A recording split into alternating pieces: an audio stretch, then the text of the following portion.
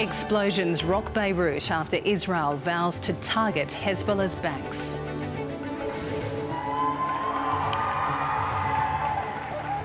The King and Queen greeted by welcoming crowds in Canberra. Very famous in the world, and we are very excited and happy to see him. And an Indigenous rights protest in the Great Hall.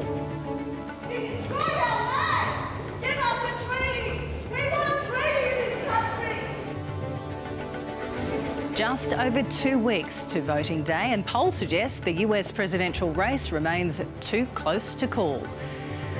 And a victory for former Qantas workers found to have been illegally sacked. The airline faces massive compensation payouts. This is the biggest illegal sacking by a country mile in Australian history. I'm Janice Petersen. This is SBS World News.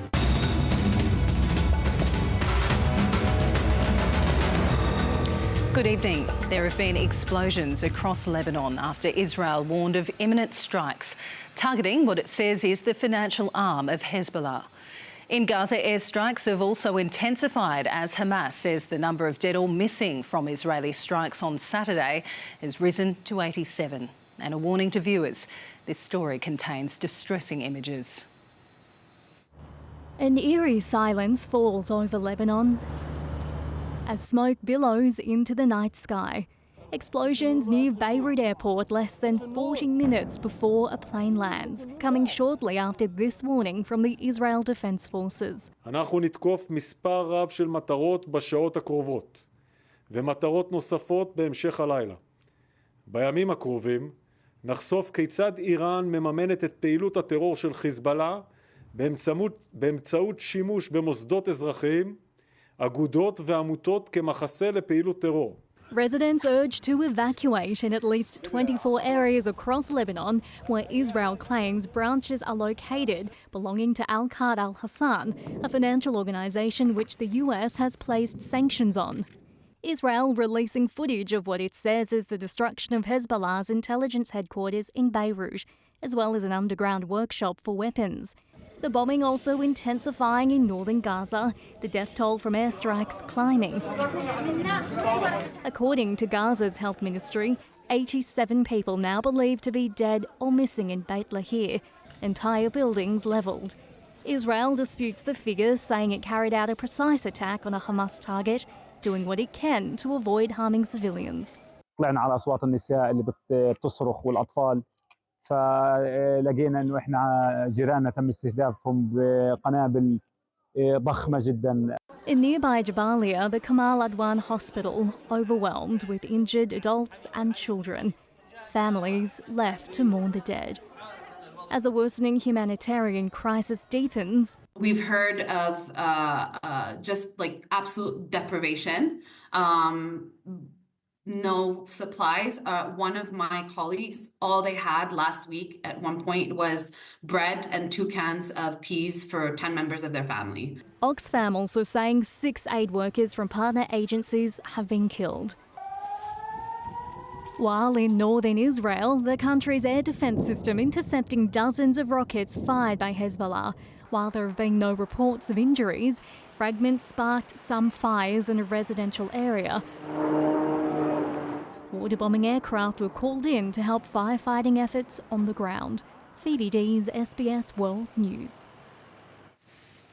Thousands of people have flocked to the nation's capital to welcome the King and Queen. On a day packed with official engagements, King Charles III delivered an address inside Parliament House, praising Australia's multicultural character.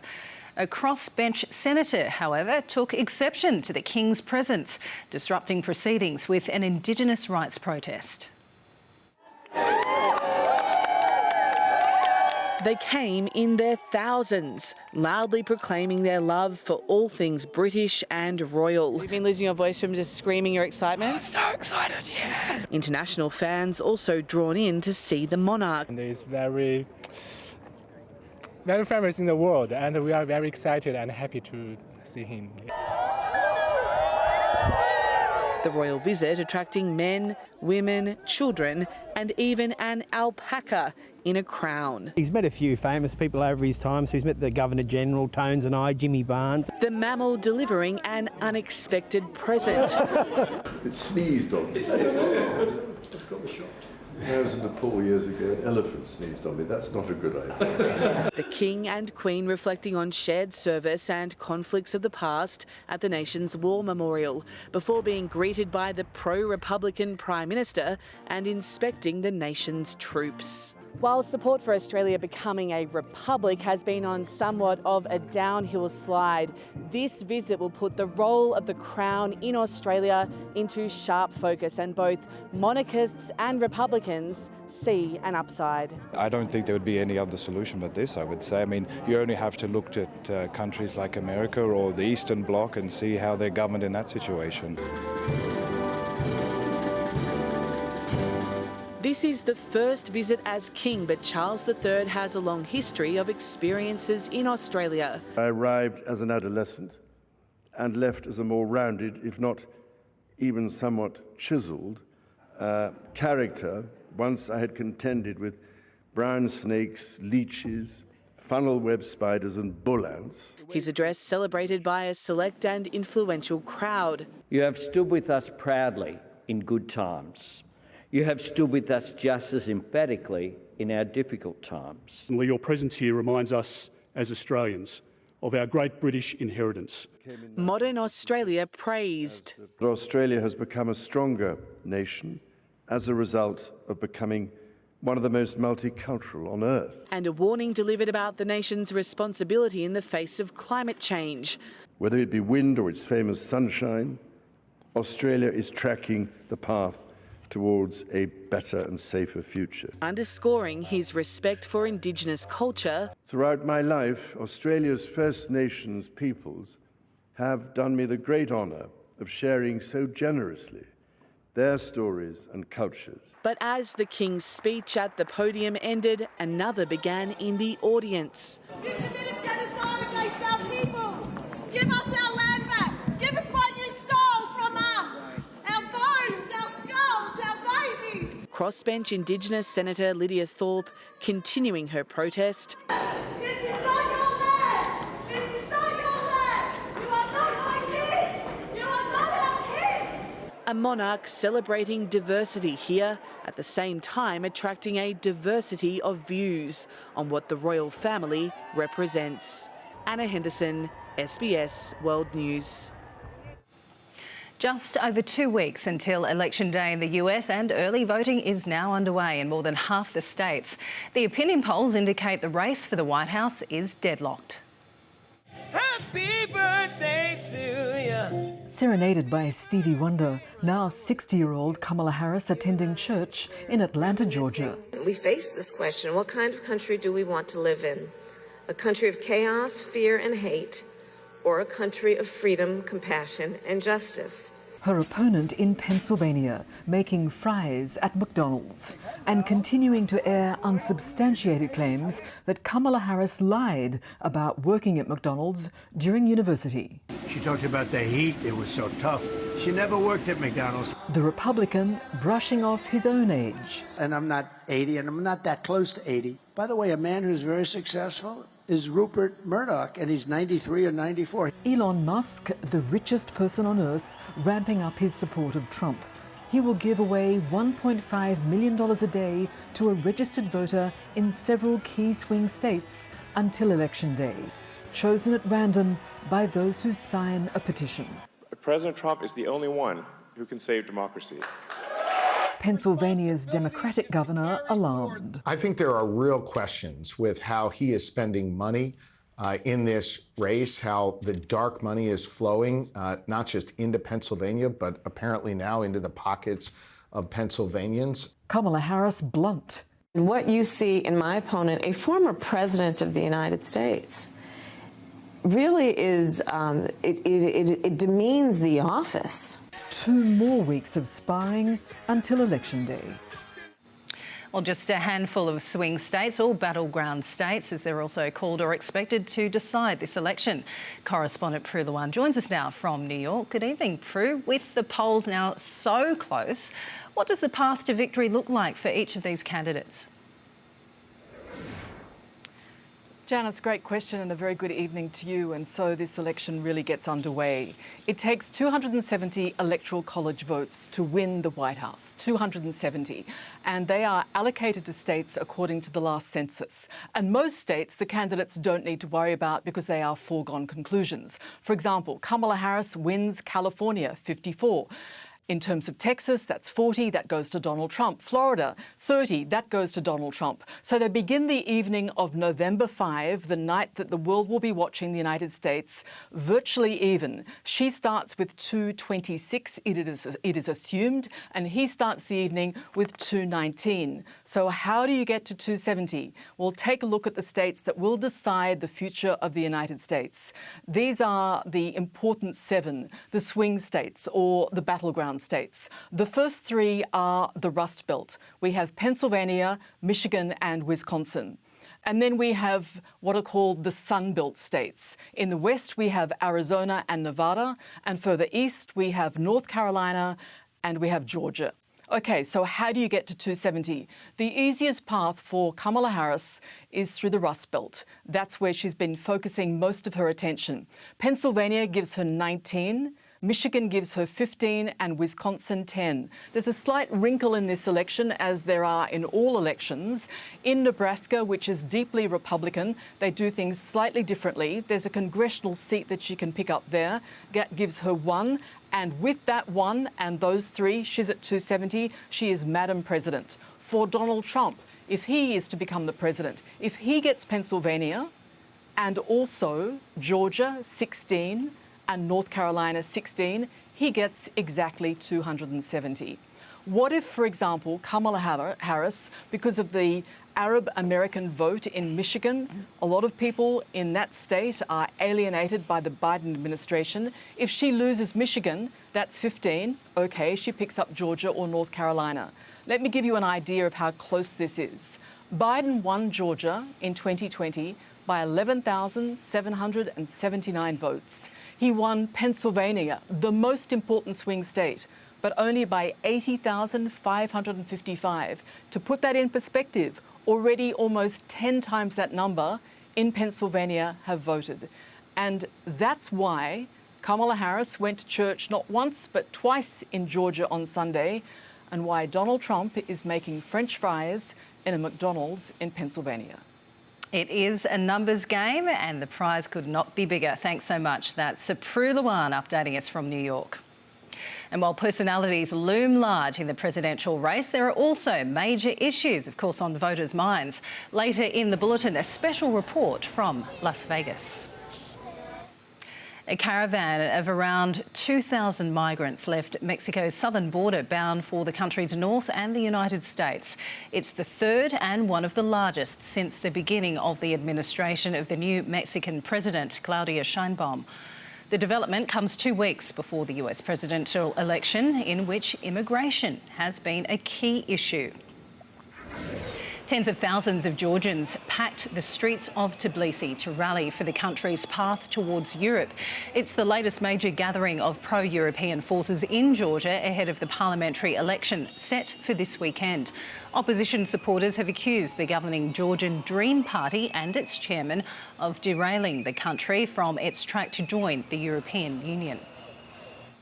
Closer to home, and Qantas will be hit with a compensation payout in the tens of millions over the illegal mass sacking of ground crew workers during the pandemic.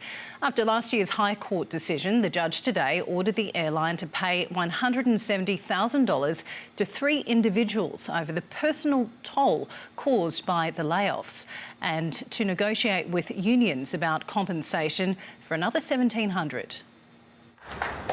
The workers wronged by Qantas today told their personal struggles would not be ignored. This is the spirit of Australia. You dig in when it gets tough and you don't give up. At court today, the ground staff whose jobs were illegally outsourced by the carrier in August 2020. Their hardship will now factor into the consequences facing their former employer.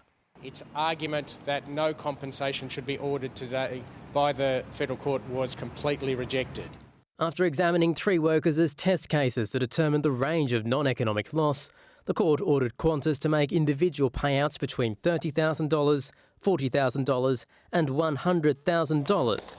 It also has to negotiate with unions around what the other 1,700 former employees are entitled to. So we estimate this is probably worth in excess of $100 million. It was very, very difficult to get a job outside because he didn't have the runs on the board, you know. Justice Michael Lee did agree with Qantas compensation for economic loss should be limited to 12 months' pay, including benefits, as the company would have retrenched those jobs by the end of 2021 anyway. Given the airline's laser-like determination to focus on cutting costs, it is wholly unrealistic to think that outsourcing would never have occurred. From Qantas today, a commitment to speed up compensation. CEO Vanessa Hudson sincerely apologising to former employees. We know that the onus is on Qantas to learn from this. Today's judgment covers only compensation. Qantas is also on the hook for a substantial financial penalty over its illegal actions, yet to be determined by the court. This should be worth more than $200 million when all is said and done at the end of this. Qantas is now checking its books to determine just how much it can afford to pay. The airline's board due to face shareholders in Hobart this Friday. Naveen Razik, SBS World News.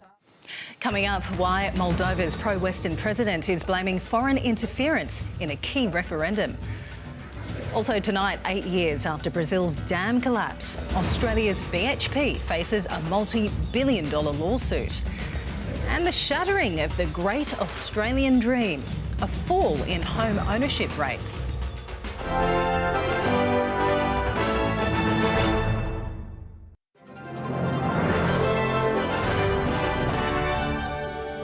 Returning now to our coverage of the US election, and both campaigns have been honing their messages to voters. The electorate has been deeply split over issues ranging from the economy, immigration, abortion and the state of democracy. Our chief international correspondent Ben Lewis has more from Las Vegas, Nevada. Well, you might think this election is just about personality, specifically Donald Trump's, whether people love him or find him distasteful. But it's not entirely a popularity contest. There are some big issues at play here, and polls have given us an insight into which issues voters are thinking about. Top of the list in many surveys, as Bill Clinton's advisor famously said, it's the economy, stupid. Inflation's been slowing in the US, but the cost of living is still a concern for many. And Trump's trying to tie the issue to Harris every chance he gets. For all of the working people struggling under Kamala's inflation nightmare, we will have large tax cuts for workers. We're going to have beautiful additional tax cuts. Then there's the broader issue of democracy itself, a vote winner for Kamala Harris, given her opponent still hasn't accepted the results of the last election. Her campaign ads regularly feature footage from the January 6 Capitol riots, and she's been endorsed by a number of high-profile Republicans who say it's time to put country over party. He has talked about turning the American military on the American people. He has talked about going after people who are engaged in peaceful protest. He has talked about locking people up because they disagree with him. This is a democracy. One recent poll found abortion is the top motivating issue for voters and by far the top issue for young women. The Vice President has been a vocal opponent of abortion restrictions implemented by Republican governors, although she has been talking about the topic less in recent days. Before Roe was overturned, you probably had more single-issue voters who were on the pro-life side. Now it's flipped. Now you probably have more single-issue pro-choice voters. Donald Trump added 3 hardline conservatives to the Supreme Court in his first term, now making it 6 conservative judges to only 3 liberals, which led to the constitutional right to abortion being overturned. Republicans would hope to add at least 1 more right-leaning justice in a second Trump term, which will weigh on voters' minds too. Then there's immigration.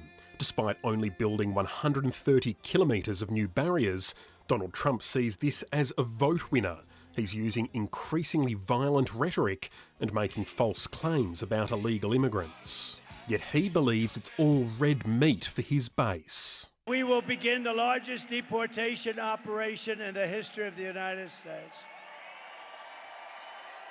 We will close the border. We will stop the invasion of illegals into our country.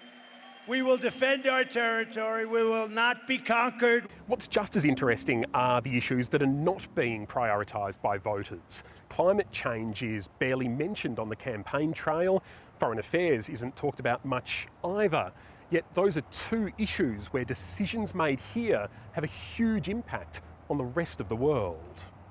Our Chief International Correspondent Ben Lewis reporting there from Las Vegas. The President of Moldova is accusing foreign forces of interfering in the country's referendum on joining the European Union. Those in the former Soviet Republic voted in a joint referendum and presidential poll. While the country's pro-Western leader appears set for re-election, partial results show a majority of Moldovans voted no in the referendum, largely defying expectations.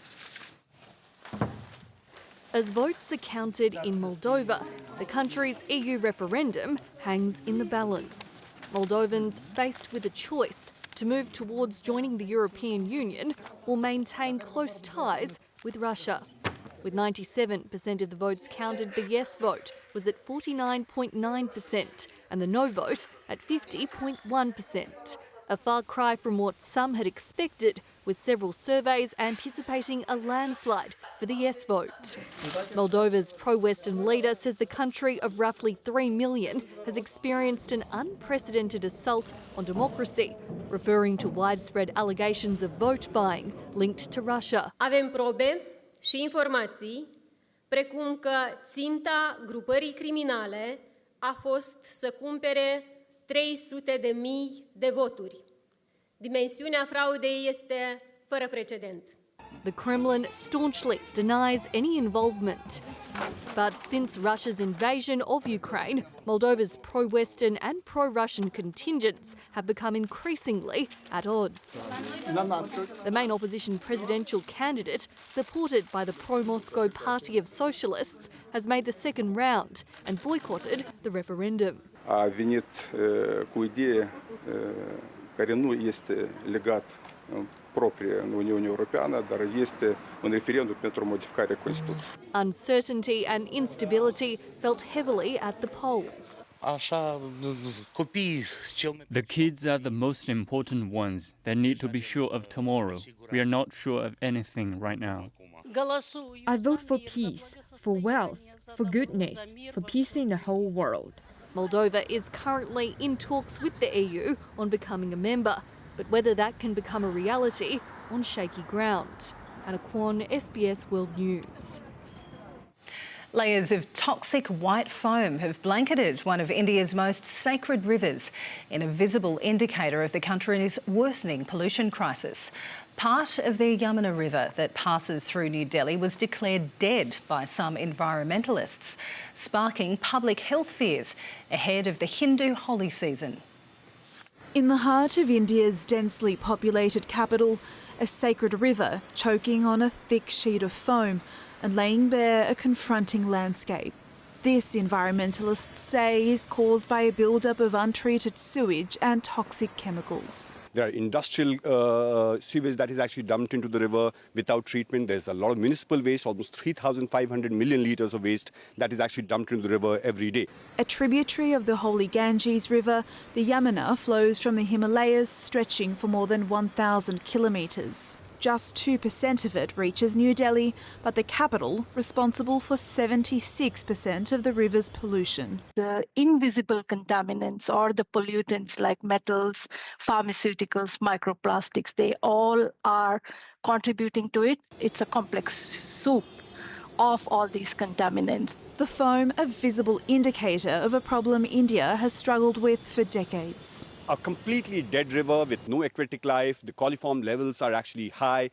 There's hardly any dissolved oxygen in the river. The city battling a polluted waterway while also suffocating amid thick smog, an issue not lost on the Delhi Chief Minister.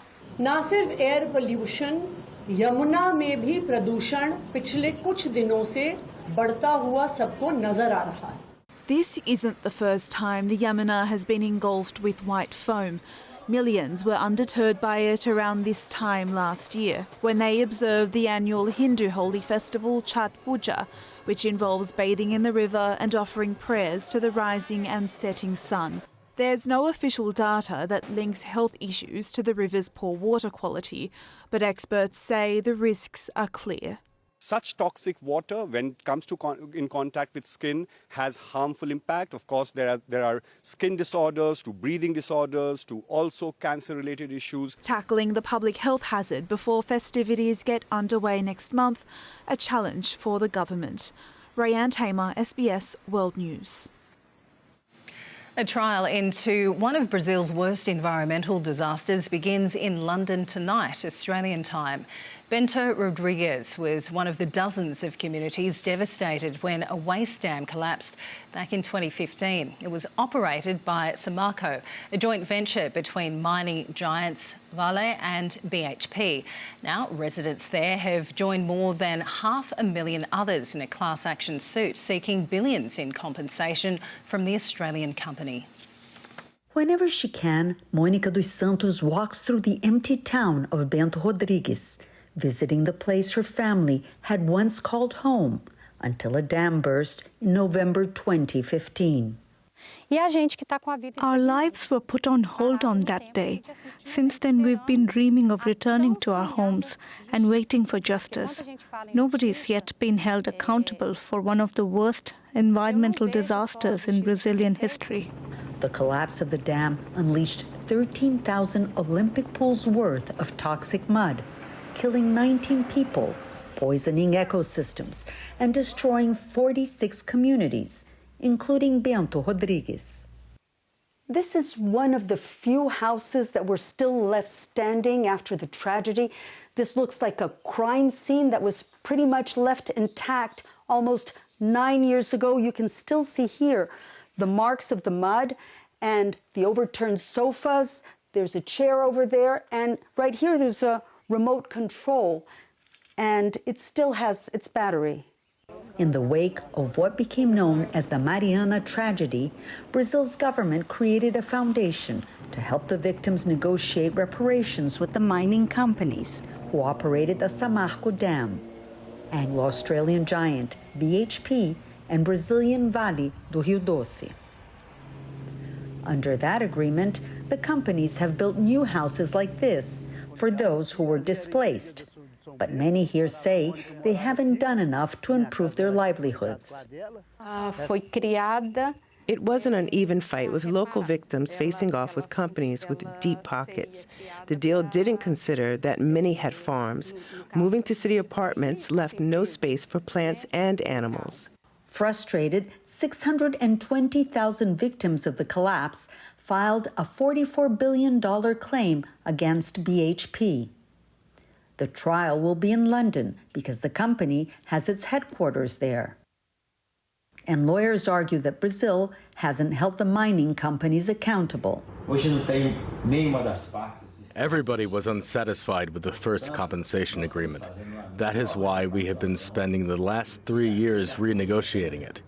The companies must repair all the damage they've caused to the economy, to the society, to the environment.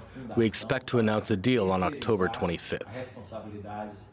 But despite these negotiations, the trial will proceed. The people of Bento Rodrigues hope the international spotlight will bring them the justice they've been seeking. Monica Yanikiev reporting there. New South Wales Police have launched a fresh appeal for any information to help solve the murders of 3 Indigenous children more than 30 years ago. Known as the Bowraville murders, detectives will spend a week camped out at a local hall and declaring a $1 million reward for any information that leads to an arrest. And a warning to Indigenous and Torres Strait Islander viewers that the following story contains images of people who have died. Colleen Walker, 16 years old, described as a bright, outgoing sister and daughter, presumed murdered in September 1990 after leaving a party in Bowraville. Her body has never been found. 3 decades on, her family desperate for answers. I want to know, I don't want to leave this earth not without knowing where she is. I want to have something of hers so that I know that she came home. And look, like I said, I just want people who know things just to come forward. Her murder, as well as that of Colleen's 4-year-old cousin Evelyn Greenup and 16-year-old Clinton Speedy Duro, whose bodies were both found in bushland, were originally investigated separately before being linked by the homicide squad more than 7 years later. But it's got to be significant and fresh, strong evidence to us to warrant another search. And it's frustrating, I know, for everyone, that the remains are still haven't been located. Like, we deserve to bring her home. Like, her spirit's wandering and we have no closure. We want justice, not only for Colleen but for the other 2 children as well. A man who cannot be named for legal reasons was charged on separate occasions over 2 of the children's murders, but has since been acquitted. It's important for us to be here to let the family know and the community know that we haven't forgotten. Police are now focusing on finding Colleen Walker's body and are now stationed at the Bowraville Hall, announcing a $1 million reward for any information leading to an arrest or conviction. A small price for the immeasurable cost the families have endured. Danielle Robertson, SBS World News. New South Wales police are also investigating the discovery of Hamas-related graffiti at locations in Sydney's eastern suburbs. On Sunday night, police were alerted to the word Hamas appearing at sites including public shelters at Bondi, Bronte and Tamarama beaches. The words are being removed. In an appeal for information, CCTV images have been released of a masked man wearing a beanie. The Executive Council of Australian Jewry says the graffiti is a continuation of an increase in intimidation against the Jewish community. The country's peak business body has called for a national fund to reward states that streamline processes for building approvals to get more homes built. The Business Council of Australia has released its blueprint to help fix the country's housing crisis. It includes recommendations to incentivise skilled migrants to help bolster the construction workforce. It's time to say yes. That's what the Business Council's report is calling for to address Australia's housing shortage. As things stand, we're not on track to deliver on our target of 1.2 million homes. The government has committed to building that many homes by the end of the decade. Mr Black says at the current rate of construction, there'll be a shortfall of 64,000 homes a year. The council's plan hopes to remedy this. The report makes a total of 29 recommendations. Some of these include rezoning land to allow for more development, reduce construction costs, setting up a national fund to help build more homes, and getting more skilled migrants to fill the labour shortfall. We've got to start recognising qualifications faster, and we also need a basis for making sure that we can pull in those skill sets with expedited processes where there's identified need. The government has already flagged slashing net migration with a focus on overhauling the system to better attract the migrant workers needed. It has acknowledged, though, that there is a skills shortage.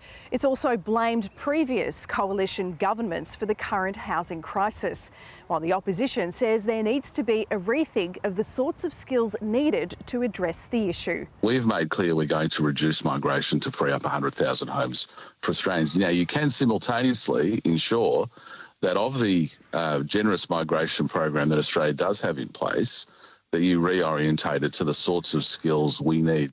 The report says there's little impact to housing supply from making any changes to negative gearing or capital gains tax, something both major parties have ruled out making concessions on. Those are all initiatives that would address demand for new housing. What we're saying is that we need more supply. But the report recommends scrapping stamp duty and introducing a land tax. A more progressive tax and a fairer tax, one that would, over time, maybe not immediately, enable more households to more easily enter home ownership. The report also found most states and territories are implementing some of its recommendations already, with New South Wales and Victoria performing the best at delivering new housing. Gloria Kleisch, SBS World News. Well, Australia has one of the lowest rates of home ownership in the world. SBS Finance Editor Ricardo Gonçalves joins us now on the housing debate. So, Ricardo, what's happened to the great Australian dream? Yeah, Janice, that relatively low home ownership rate is one sign of the housing affordability problem. AMP analysis of OECD data shows around 63% of Australians own a home, either outright or with a mortgage. It was over 70% in the early 1990s and is now less than other large or close economies like New Zealand, the US, UK and Canada. Lithuania and the Slovak Republic have the highest at 92%. The lowest overall include Colombia and Switzerland. AMP adds that record household debt to income levels haven't helped Australians either. Economists say boosting housing supply, as we heard, is key. And today the Victorian government announced a new one-year measure with stamp duty reduced for anyone buying an apartment, unit and townhouse off the plan. The quicker we can pre-sell, the quicker we can build, the quicker we can build more homes. Well, it's interesting that Victoria is doing this change now because they've been increasing taxes in other ways for things like vacant property taxes, also for some land taxes. AMP says there is no quick fix to housing nationally, but also suggests a broad-scale tax review and to better align migration to new housing supply. And earlier today, RBA Deputy Governor Andrew Houser said the impact of migration on housing and rents isn't contained to Australia. Perhaps it's more extreme here, but actually, as you probably know, most countries have been experiencing this since COVID. The UK notoriously voted to leave Europe, in part because some of those voting for it didn't like the number of the amount of immigration. In fact, immigration into the UK post-Brexit has been much higher than it was pre-Brexit, because although migration into the UK from Europe has petered out, from outside Europe is grown. Mr Houser also said that the RBA isn't cutting interest rates like other central banks around the world right now because inflation is still too high. The Bank of Canada meets on Wednesday with a rate cut likely there. To the Australian share market now, which rose today, the ASX 200 up 0.7% as China cut another key interest rate to boost its economy. Of the major stocks, the miners did well. Media reports relating to various investigations into the CEOs of Mineral Resources and WiseTech impacted their share prices, and furniture retailer Nick Scali took a hit after it issued a profit warning because of rising shipping costs. The gold miners also did very well as the precious metal climbed to yet another record high as central banks from emerging economies continue to tap into the market. So they've come in there buying circa 3 times more than what they did pre the Russia and Ukraine conflict. And they're looking to really build up those reserves, diversify exposure, and also reduce reliance on the US currency. Speaking of currencies, the Aussie dollar strengthened against the greenback, buying a little over 67 US cents, but is weaker against the other major global currencies, about 61.74 euro. And while Brent crude is a little higher, it is still well down on a year ago and is also being reflected in the petrol price, which has been sliding of late. The Australian Institute of Petroleum says a litre of unleaded nationally fell 1 cent last week to just over $1.73, and that's a near 2-year low. The National Anti-Scam Centre is warning Australians to be on the lookout for online accounts offering fake financial assistance in the form of no-interest loans, emergency relief and rental help. They're usually in the form of social media pages impersonating charities and government agencies which try to gain access to personal information and financial accounts. And a reminder, if you are experiencing financial hardship, you can reach out to the National Debt Helpline directly on the number on your screen. And they may be older technology, but there are still many 3G devices in Australia, some of which are being used to access emergency services and monitor medical issues. But from this time next week, they'll be inoperable to make way for the faster 4 and 5G networks. Now, while TPG Vodafone closed their 3G mobile networks earlier this year, from Monday, the 28th of October, Optus and Telstra will do the same. Impacted devices may include phones and smartwatches, in-home personal, emergency fire and security alarms, FPOS terminals and some medical units like glucose data transmitters. And a very small number of early model 4G phones, including those bought overseas, may also be impacted. Yes, there are some 4G devices that will work for phone calls, but they won't be able to make 000 calls. The feature required here is called Voice over LTE, VoLTE for short. Now, this is how our 000 calls are going to be conducted once 3G shuts down, because the old 3G system isn't there anymore. So there are a lot of customers with older smartphones that might say 4G for the network, but don't have that VoLTE feature that will allow them to make emergency calls. You can find out if your device is compatible with the 4G and 5G network by sending an SMS with a number 3 to the phone number 3498, and that is a free service. If you need to change your device settings, telcos have been actively notifying customers, or of course you can check directly with your telco. Janice, both Telstra and Optus have in-language information on their websites. Definitely one to check out. Thanks so much, Ricardo. Well, coming up, congregating in Colombia. The warning from thousands of environmental leaders when it comes to preserving biodiversity. Plus, a third title, 2024 for Australia's highest ranked female golfer.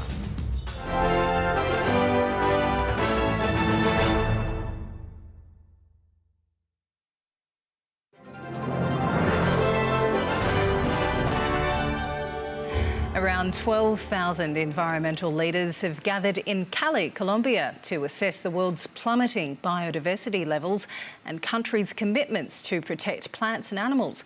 The 2-week UN Biodiversity Conference, or COP16, is a follow-up to the 2022 pledge made by 196 countries to spend a total of $200 billion a year by 2030 for biodiversity. So far, it's estimated only around $250 million has been pledged by governments. A key target is to have 30% of land and sea areas under protection by 2030, with an initial $20 billion a year spent by rich nations to help developing ones. Las economías riesgosas son las que pueden exterminar la vida de hoy, los que más emiten CO2 a la atmósfera. Son las economías fósiles, petroleras, carboneras y gasíferas. Son las economías poderosas de Estados Unidos, China y Europa. Colombia is one of the world's most biodiverse countries, and President Petro has made environmental protection a priority. Security around the summit has also been strengthened following threats made earlier this year by a leftist guerrilla group at war with the government. Hannah Green has become the first Australian female golfer since Carrie Webb to win 3 LPGA titles in the same year. The West Australian leading from start to finish to take out the ladies' competition in South Korea. A tricky 17th hole at the Sewon Valley Country Club. But knowing a birdie would take her one shot clear of France's Céline Boutier, Hannah Green went on the attack. Oh, excellent shot from Hannah Green. Her stunning approach shot complemented by a pressure putt. It's in for a birdie, Hannah Green. Having led at the end of each round, a par on the 18th hole would clinch a wire-to-wire victory. Green has won 3 LPGA titles this year, a feat only matched by Lydia Ko and Nelly Korda. It's the most successful season by an Australian since Carrie Webb in 2006. yeah, I knew I needed to make birdie somewhere. I didn't think it would be on 17 because that was a pretty difficult pin position. And then, yeah, I was hoping for a bit easier 2-putt on the last, but grateful that that second putt went in. It brings the 27-year-old's career title haul to 6, with her total doubled in 2024. It's difficult to win tournaments, but I think having experienced it and having confidence on the right side of things, it makes it easier. But don't get me wrong, I was still really nervous playing those last 3 holes. Michal Oskanal, SBS World News. Australian basketball coach Sandy Brondello has led the New York Liberty to their first WNBA title. In their 6th trip to the finals, the Liberty finally ended a 28-year wait to lift the trophy. New York beat the Minnesota Lynx by 5 points in the 5th and series deciding game. It's Brondello's first championship success in a decade. New Zealand are cricket's T20 world champions for the first time. In one of the sport's greatest ever turnarounds, the White Ferns lifted the trophy after entering the tournament on the back of a 10-match losing streak. It's often said in sport that form is temporary and class is permanent. New Zealand putting aside a record form slump to reach the summit of T20 cricket. Just unbelievably proud. This team is so special, and I think after that first game we thought that we could achieve something special, and we're bloody standing here right now, world champs. Woohoo! The White Ferns hadn't been on this stage in 14 years. Amelia Kerr was only 9 when the Kiwis lost the 2010 final to Australia. She top scored with 43 as they set South Africa a target of 159 for victory, thanks to some late big hitting from Maddie Green. Deep in her crease. Nailed mid-wicket, can't get there because it's gone all the way. After ending Australia's hopes of a record 4-peat in the semi-finals, the Proteas now needed to pull off the largest ever run chase in a women's final. They made a solid start before 5 wickets fell for just 26 runs. Another one, picks off. The driver's seat is fully occupied. South Africa losing its 2nd straight decider as New Zealand secured their first ICC women's title since the 2000 ODI World Cup. I sort of started to let myself dream a little bit last night about what it would be like to hold that trophy up in front of that team, and, you know, I didn't want to get too far ahead of myself, but, yeah, look, it's hard to put into words what it means. It capped off a dream weekend for New Zealand sport. The Black Caps won a test match in India for the first time since 1988. The country's sailors celebrated a 3rd straight America's Cup title. The Silver Ferns took a 1-0 lead in the Constellation Cup netball series. And the A-League men's newest side, Auckland FC, won its inaugural match in front of a sellout crowd. Adrian Archuli, SBS World News. Liverpool and Manchester City have taken advantage of Arsenal's first defeat of the English Premier League season. The Reds over... I think many of our games were hard, but this one might have been the hardest maybe because of the amount of quality players they have and also the structure they play in. Max Verstappen has controversially extended his lead in the Formula One Drivers' Championship over Lando Norris, with Charles Leclerc leading a Ferrari 1-2 at the United States Grand Prix. Verstappen and Norris will have to battle it out for the final spot on the podium. The Dutchman finished 3rd after his title rival was handed a 5-second time penalty for passing him off the track. With 5 races remaining, Verstappen holds a 57-point advantage over Norris. It's just how it is. It's quite clear in the ruling you can't overtake outside the white line. Yeah, if he goes off the track, clearly he's gone in way too hard and also gained an advantage by doing what he did. But I don't make the rules, so. The drivers now head to Mexico City for next weekend's Mexico Grand Prix. Coming up, the weather details and demonstrators in the Canary Islands. Why they took to the beach.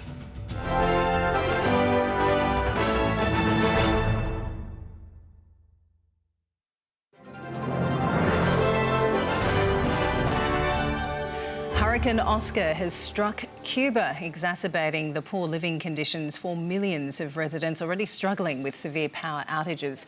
The storm made landfall on the eastern side of the Caribbean island, bringing strong winds and rough seas. To the weather in detail now, and a low in the Tasman will send gusty southerly winds over much of the eastern seaboard, and a cold front passing to the south will bring showers to southern parts of Western Australia, Western South Australia and Tasmania. To the major centres now, partly cloudy skies for much of the country in Brisbane, Sydney, Canberra, Melbourne, Adelaide and Perth. There'll be a possible shower ahead in Darwin, heading for a top of 34 degrees there. Let's see what's happening further afield now. Mostly sunny skies in Nundy. Showers ahead for Papeete, partly cloudy in Wellington and Auckland. To Southeast Asia now, thunderstorms to roar through Bangkok and Singapore, cloudy skies in Jakarta and foggy in Denpasar. Heading further north now, grey and cloudy in Beijing, some rain ahead for Seoul, drizzle in Shanghai, showers in Hanoi and thunder in Manila. Let's head west now. Mostly sunny skies for Beirut, Jerusalem and Baghdad. Clear and sunny in New Delhi and thunderstorms in Mumbai. Let's head up to Europe now. Clear skies across Stockholm. Cloudy in Berlin. A few showers on the way for London. Partly cloudy and grey in Madrid. Rain on the way for Rome, but a fine day in Athens. To Africa now, showers on the way for Algiers, partly cloudy in Casablanca and Dakar, thunderstorms in Lagos and Johannesburg. To South America now, thunderstorms and unsettled weather in Caracas, rain in Bogotá, a few showers in La Paz and Asunción and cloudy in Santiago. And finally for North America, a fine and sunny day ahead for Toronto and New York, drizzle in Chicago, mostly sunny skies in LA, showers to hit Miami and Mexico City. Thousands of people protested around holiday resorts in Spain's Canary Islands. The demonstrations are against excessive tourism, which they say makes it far too expensive for locals in the housing market. Under the slogan, Canary Islands has a limit, residents called for change in the tourism model for the islands. Activists claim the arrival of millions of visitors every year depletes limited natural resources like water and also damages the environment. That is the world this Monday. If you missed any of tonight's bulletin, catch up on SBS On Demand. Rochelle Harrison-Pless will be back with our next bulletin. That's just after 11 o'clock tonight. Till then, from the World News team, good night.